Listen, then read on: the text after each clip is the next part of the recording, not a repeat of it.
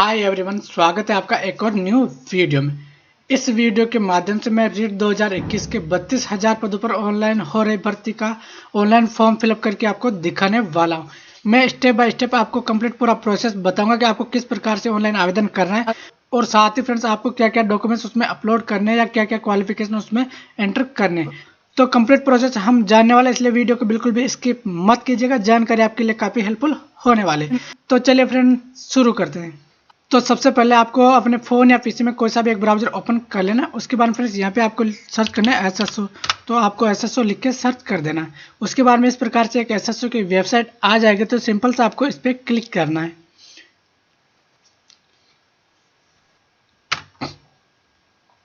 इस पर क्लिक करने के बाद फ्रेंड्स आपके सामने कुछ इस प्रकार का डैशबोर्ड ओपन हो जाएगा। तो यहाँ पे आपको अपनी SSO ID, पासवर्ड और ये कैप्चर कोड एंटर करके सीधा आपको लॉगिन वाले ऑप्शन पे क्लिक कर लेना है। SSO पे लॉगिन करने के बाद फ्रेंड्स आपके सामने कुछ इस प्रकार का डैशबोर्ड ओपन हो जाता था। सिंपल सा फ्रेंड्स आपको यहाँ पे एक ऑप्शन देखने को मिल जाएगा, रिक्वायरमेंट पोर्टल। तो सिंपल सा आपको इस वाले ऑप्शन पे क्लिक करना है। इस पर क्लिक करने के बाद फ्रेंड्स आपके सामने कुछ इस प्रकार से पेज ओपन हो जाता है। फ्रेंड्स यहाँ पे आपको एक ऑप्शन देखने को मिल जाता है, Rajasthan primary and upper primary teacher school requirement 2021 by. तो सिंपल सा आपको यहाँ अप्लाई नाउ वाले ऑप्शन पे क्लिक करना है।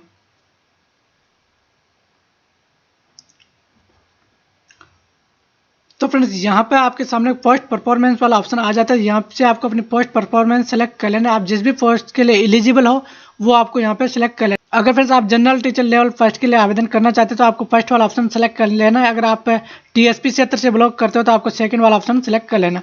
अगर फ्रेंड्स आप सेकंड लेवल से हो तो आपको यहाँ नीचे इस प्रकार से सेकंड लेवल का भी ऑप्शन देखने को मिल जाता है। तो आपको फ्रेंड्स अपनी जो कैटेगरी आप जिसके लिए भी एलिजिबल हो वो आपको यहाँ से सेलेक्ट कर लेना।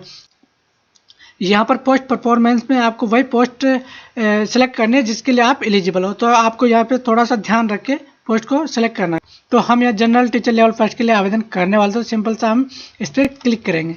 पोस्ट परफॉर्मेंस सेलेक्ट करने के बाद में फ्रेंड्स आपके सामने इस प्रकार का एक पेज ओपन होता है। तो यहाँ पे आपको जो भी आपने पोस्ट चुनी है वो आपको यहाँ पे देखने को मिल जाती है। उसके बाद में फ्रेंड्स यहाँ पे आपको बेसिक डिटेल वाला पेज देखने को मिल जाता है। तो यहाँ पे आपको कंप्लीट अपनी जो बेसिक डिटेल है वो आपको फिल कर यहाँ पर बेसिक डिटेल फिल करते समय आपको काफ़ी सावधानी रखनी है। अगर आपके फॉर्म में किसी प्रकार की कोई गलती हो जाती है तो उसको करेक्शन का मौका आपको बाद में नहीं दिया जाएगा, इसलिए बड़े ध्यान से अपना फॉर्म फिलअप करना है। तो फ्रेंड्स सबसे पहले आपको अपना यहाँ पे अपना नाम एंटर कर लेना है। उसके बाद में आपको यहाँ पे अपना जेंडर सेलेक्ट कर लेना। उसके बाद में अपने फादर्स का नेम यहाँ पे आपको एंटर कर लेना है। मेरी जो कुछ डिटेल थी वो SSO से ऑलरेडी फिलअप हो चुकी है, तो मैं आपको कंप्लीट पूरी बता देता हूँ कि किस प्रकार से आपको क्या क्या भरना है और क्या क्या कहाँ पे सावधानी रखनी। तो यहाँ पे आपको अपने फादर्स का नाम एंटर कर लेना। उसके बाद में यहाँ पे आपको अपनी मदर्स का नाम एंटर कर लेना।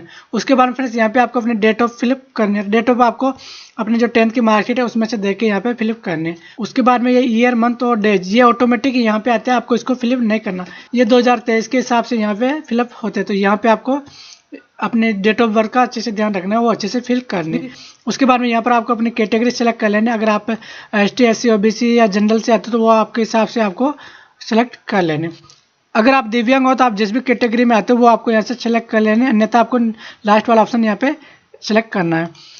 उसके बाद में यहाँ पर आपसे धर्म पूछा जाता है, तो यहाँ पे आपको अपना धर्म सेलेक्ट कर लेना। उसके बाद में फ्रेंड्स यहाँ पर आपसे मैरिड अनमैरिड वाला पूछा जाता है। अगर आपकी शादी हो चुकी है तो आपको मैरिड वाला ऑप्शन सेलेक्ट कर लेना, अन्यथा आपको अनमैरिड वाला ऑप्शन सेलेक्ट करना है। अगर आपने मैरिड किया है तो यहाँ अपनी पत्नी यानी वाइफ का नाम आपको यहाँ पे एंटर करना है। उसके बाद में यहाँ पर आपकी शादी की जो पूरी डिटेल यहाँ पे पूछी जाती है। अगर आप यहाँ पर मैरिज करते हो तो यहाँ पर आपको विवाह पंजीकरण नंबर भी आपसे पूछा जाता था। अगर आपने शादी कर रखी है तो आपको मैरिज सर्टिफिकेट बनाना अनिवार्य हो जाता है। उसके बाद में आपसे जीवित बच्चों की संख्या के बारे में पूछा जाता है। अगर फ्रेंड्स आपने शादी नहीं कर रखी तो यहाँ पे आपको 0 और यहाँ पे भी आपको 0 सेलेक्ट करना है या एंटर करना है। अगर फ्रेंड्स आपने शादी कर रखी है, आपके बच्चे हैं, तो आपको उनकी एंट्री दे देनी। अगर फ्रेंड्स आपका कोई भी बच्चा 2002 से पहले पैदा हुआ तो आपको फर्स्ट वाले कॉलम में उसकी एंट्री करनी। अगर आपका कोई बच्चा 2002 से बाद में पैदा हुआ है तो उसकी एंट्री यहाँ पे आपको करनी। उसके बाद में यहाँ पे टोटल आपको कर देना है। तो इस प्रकार से आपको बच्चों की एंट्री कर देनी।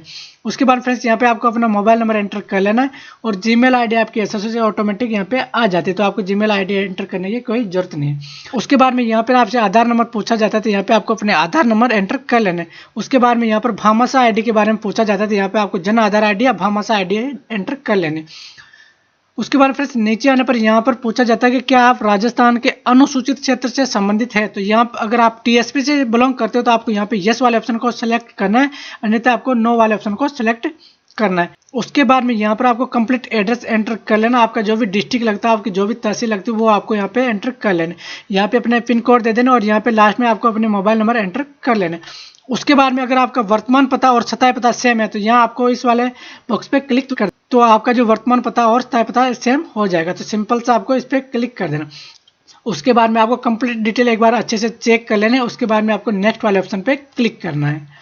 तो आपसे यहाँ पर जीमेल और मोबाइल कंफर्मेशन के लिए पूछा जाएगा, तो आपको अपने मोबाइल नंबर और जीमेल का यहाँ कंफर्मेशन देके यस वाले ऑप्शन पे क्लिक कर देना है। बेसिक डिटेल एंटर करने के बाद फ्रेंड्स यहाँ पे आपसे पर्सनल डिटेल वाला पेज ओपन हो जाता है। तो यहाँ पे आपको अपनी पर्सनल डिटेल वो एंटर कर लेनी। तो मेरी जो पर्सनल डिटेल है वो ऑटोमेटिक एसएसओ से इसमें फिल हो चुकी है। तो मैं आपको यहाँ पे भी आपको कंप्लीट बता देता हूँ किस प्रकार से आपको फिल करना है। सबसे पहले फ्रेंड्स आपको राष्ट्रीयता सेलेक्ट करना है, तो आपको इंडियन यहाँ पे सेलेक्ट कर लेना। उसके बाद में आपको अपना स्टेट सेलेक्ट कर लेना, आप जिस भी स्टेट से हो तो आपको यहाँ पे सिलेक्ट कर लेना। उसके बाद में आपको अपने डिस्ट्रिक्ट सेलेक्ट कर लेना, आपके किस डिस्ट्रिक्ट से बिलोंग करते हो। उसके बाद में आपको यहाँ पे अपना ब्लॉक सेलेक्ट करोगे और साथ ही यहाँ पे आपको तहसील सेलेक्ट कर लेना। उसके बाद में अपना जो विलेज है, आप जिस भी विलेज से हो यहाँ पे आप इसको सर्च करके एंटर कर लेना। उसके बाद में फ्रेंड्स आपसे यहाँ पर पूछा जाता है कि आप पहले किसी अदर कंट्री में निवास करते थे, तो आपको यहाँ पे नो वाले ऑप्शन को सिलेक्ट करना है। अगर आप पहले किसी अदर कंट्री में निवास करते थे तो आपको यहाँ यस वाला ऑप्शन सेलेक्ट करना है, अन्यथा आपको नो वाला ऑप्शन यहाँ पे सिलेक्ट करना है। तो हम यहाँ नो वाला ऑप्शन सेलेक्ट करेंगे।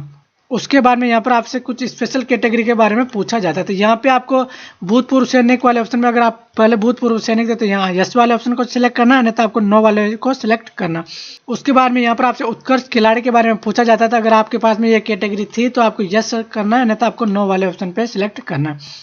उसके बाद में फ्रेंड्स यहाँ पर आपसे एनसीसी के बारे में पूछा जाता था। अगर आपके पास में एनसीसी सर्टिफिकेट है तो आपको यहाँ पे यस सेलेक्ट करना है, नहीं तो आपको नो वाला ऑप्शन सेलेक्ट करना है। उसके बारे में यहाँ पर आपको एक्स पेंशन के बारे में डिटेल पूछी जाती थी, यहाँ पे आपको नो वाले ऑप्शन को सिलेक्ट कर लेना है। उसके बाद में आपसे यहाँ पूछा जाता है कि क्या आप वर्तमान सरकारी कर्मचारी हैं।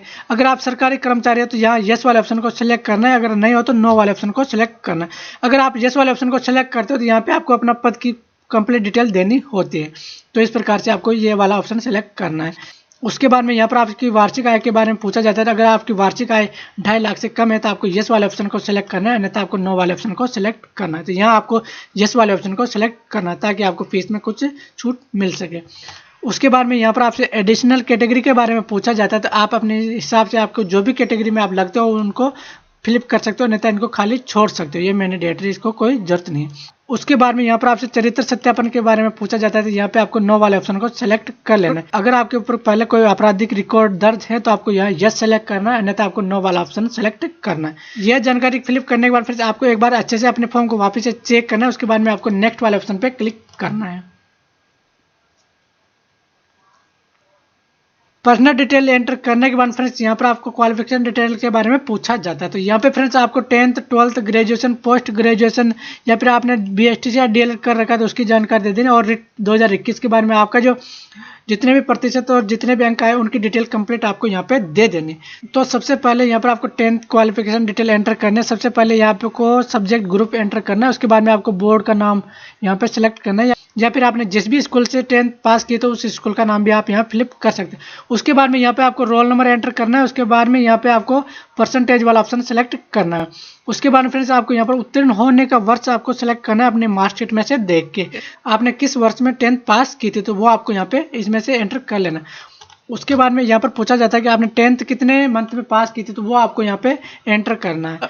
उसके बाद में आपसे यहाँ पर टोटल मार्क के बारे में पूछा जाता है, वो आपको यहाँ पे एंटर कर। उसके बाद में यहाँ पर आपको प्राप्तांक का विवरण दे देना और साथ ही यहाँ पर आपको प्रतिशत भी एंटर कर लेना कि आपके 10th में कितनी प्रतिशत बने। उसके बाद में सबसे बड़ी प्रॉब्लम यहाँ पे आती है स्टूडेंट्स की कि एडमिशन डेट और पासिंग डेट ये क्या है और कहाँ से लाए। तो पासिंग डेट जो है आपको अपनी मार्कशीट में मिल जाती है, तो आप उसमें से यहाँ पे एंटर कर लेना। और फ्रेंड्स रही एडमिशन डेट की बात, एडमिशन डेट में आपको अगर आपके पास में एडमिशन डेट नहीं है तो आपको अपने विद्यालय आपने जिस भी संस्थान में पढ़े उसमें कॉन्टेक्ट करके वहाँ से पता करना, या फिर आपके पास में एडमिशन स्लिप हो तो आप उसमें से पता कर सकते हो कि आपकी एडमिशन डेट क्या है, या फिर आपके पास में फीस की रसीद हो तो वहाँ से भी आप पता कर सकते हो कि आपकी एडमिशन डेट क्या है। तो फ्रेंड्स ये जो डिटेल है वो आपको अच्छे से फिलिप करनी है, आपको किसी प्रकार की कोई जल्दीबाजी नहीं करनी है, आपके काफ़ी टाइम दिया आपको तो फ्रेंड्स ये जो डिटेल है वो आपको अच्छे से फिल करनी है। तो फ्रेंड्स यह जो डिटेल वो आपको अच्छे से फिल करनी है, आपको किसी प्रकार की कोई जल्दीबाजी नहीं करनी है। आपको काफी टाइम दिया गया है फॉर्म फिलअप करने के लिए। तो आपने जिस भी संस्थान या स्कूल से आपने अध्ययन किया है तो वहां पे जाके आप पता कर सकते हो कि आपकी जो प्रवेश तिथि है वो क्या है। तो आपको पता करके यहाँ पे एंटर करने, आपको अधूरी तिथि या गलत तिथि से आपको यहाँ पे एंट्री नहीं देनी है, अन्यथा आपको बाद में काफी प्रॉब्लम का सामना करना पड़ सकता है। तो यह जो डेट है अगर आपके पास में एडमिशन स्लिप हो तो उसमें से पता करके यहाँ पे एंटर करने। उसके बाद में यही डिटेल आपको सीनियर सेकेंडरी की देनी है, तो सेम ये इसी तरह की डिटेल आपको यहाँ पे एंटर करनी है। उसके बाद में यहाँ पर आपको ग्रेजुएशन पोस्ट ग्रेजुएशन के बारे में अगर आपके पास में कोई क्वालिफिकेशन है तो वहाँ पे एंटर कर सकते हो। अगर आपने बीएड कर रखी है तो उसकी जानकारी आप वहाँ पे दे सकते हो।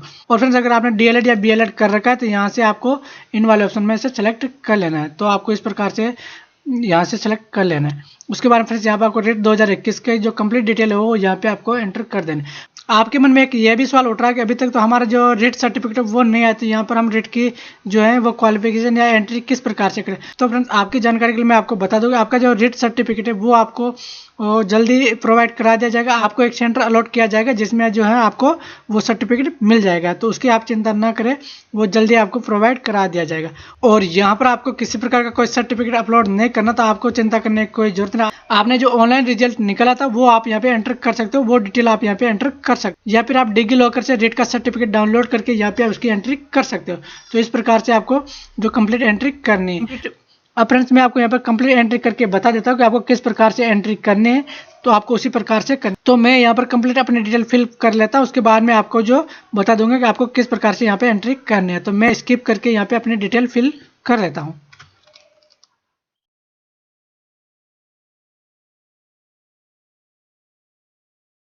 उसके बाद में यहाँ पर आपको नो वाला ऑप्शन रहने देना है, तो आपको नो वाले ऑप्शन को सिलेक्ट करना है। उसके बाद में यहाँ पर आपसे स्नातक के बारे में पूछा जाता है कि आपने स्नातक किस माध्यम से की थी।